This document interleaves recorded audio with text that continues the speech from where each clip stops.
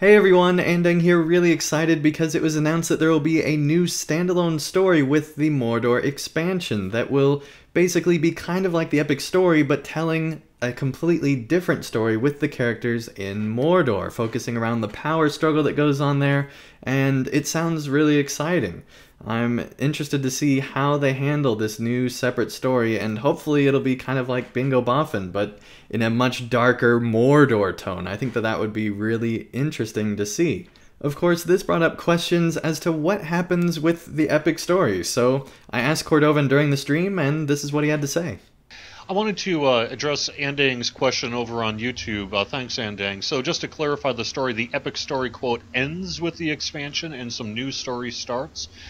The answer is we're not necessarily calling an end to the traditional epic story, but we are beginning a new story of our own here with the release of Update 21. That's not to say we won't ever return back to the epic story, but we're transitioning over with the fate of the One Ring and Sauron and telling our own story for a little while here at least. So the epic story will be paused essentially after they cover the fate of the One Ring and all of the stuff that goes on immediately following that. So I think that that makes a ton of sense considering that the Fellowship characters mainly stay out of Mordor, and it makes a lot of sense if we're going into Mordor to have a totally different story. I think that that'll be great and allow for much more interesting stories when you make that separation and just come up with a completely new thing.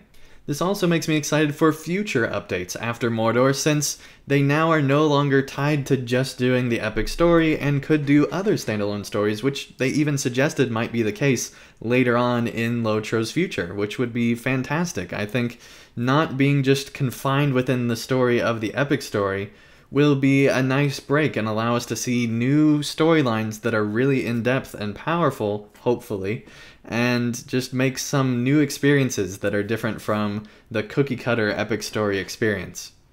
It was also mentioned that weeks and months of time will be passing during the period of the Mordor expansion, so that means that a lot could go on over that long of a period, especially when we're dealing with the power struggle of Mordor. It'll be very interesting to see what goes on within the Black Book of Mordor. So that's my thoughts on this news. Let me know in the comments down below what you think about the epic story being paused and this new Black Book of Mordor. Let me know about all that stuff in the comments down below. Thank you everyone so much for watching, and I'll see you again real soon for more Mordor news.